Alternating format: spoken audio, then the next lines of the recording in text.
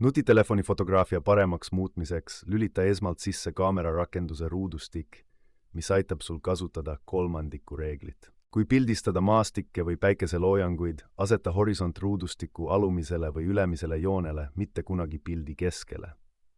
Keeruliste valgustingimuste korral kasuta HDR-režiimi, mis aitab säilitada detaile nii heledates kui ka tumedates aladel.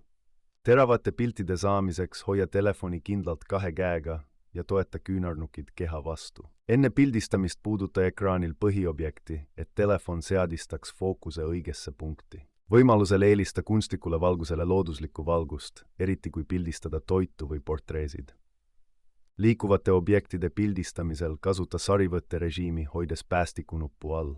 Kui pilt tundub liiga tume või hele, reguleeri säritust, libistades sõrmega ekraanil üles või alla. Paiguta põhiobjekt ruudustiku joonte ristumiskohta, et luua dünaamilisem ja visuaalselt huvitavam kompositsioon.